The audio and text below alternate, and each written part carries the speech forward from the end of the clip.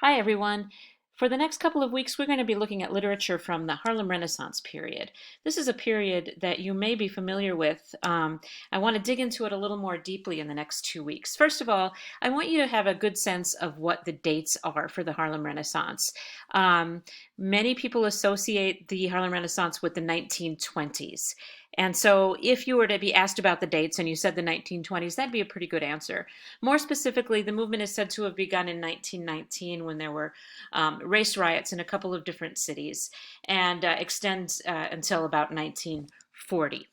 This is a period of extraordinary artistic output in all kinds of areas: theater, dance, the visual arts, but of course, we'll be focusing on literature. And what I want you to remember about this movement is that it is an artistic movement with social and political goals, more so than we've seen in the past. So, if you're asked to define the Harlem Renaissance, this is the definition I would like for you to provide: an artistic movement with social and political goals. And those goals are to protest racism and to affirm the beauty and dignity of African Americans.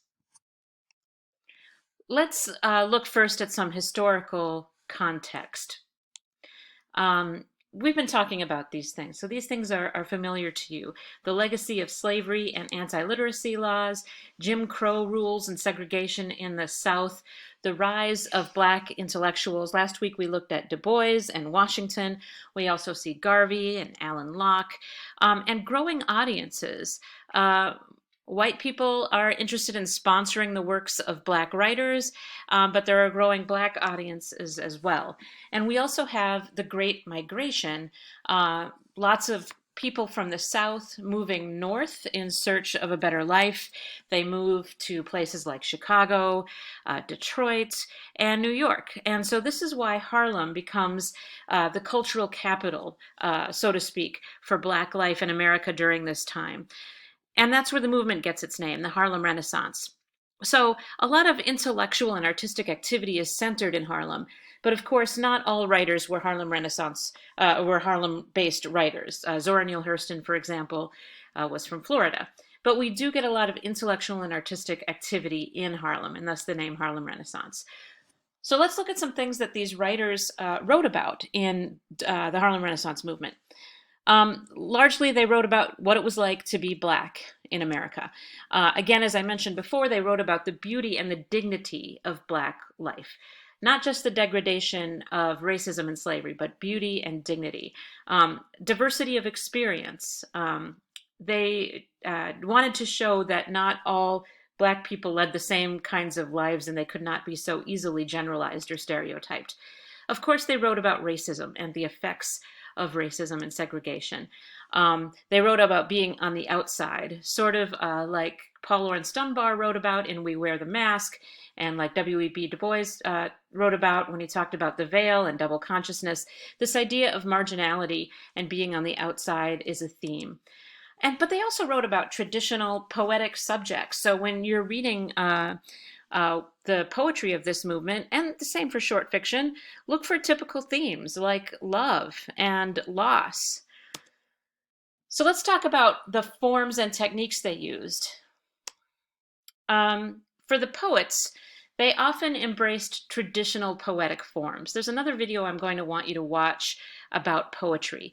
A lot of times they embraced traditional ways to write poetry in terms of rhyme and meter. We'll talk about the sonnet form in the next video. But the Harlem Renaissance was part of a much broader movement during this time called modernism. And in modern literature, there was a lot of experimentation. Experimentation with subject matter and the kinds of things that became literary subjects, but also experimentation with form. So we're going to talk about free verse a little bit this week.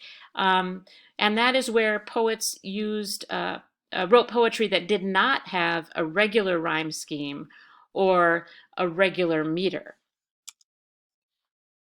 Langston Hughes wrote what is often called jazz poetry, and you can see the influences of blues and jazz in terms of the rhythm there.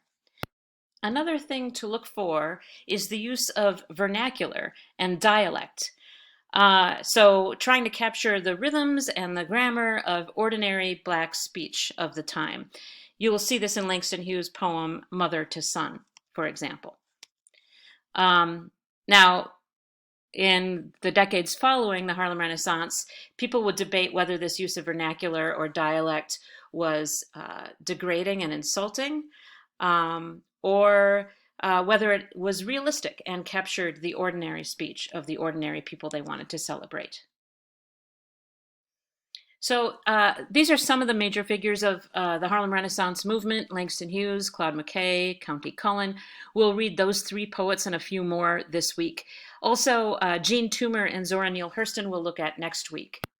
What I want you to focus on this week as you get oriented in the Harlem Renaissance movement is the essay or excerpts from the essay by Langston Hughes called The Negro Artist and the Racial Mountain, and then we'll focus on poetry.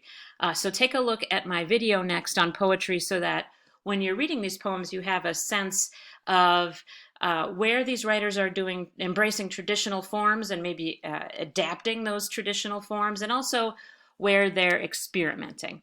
I will look forward, as always, to your contributions to our discussions this week.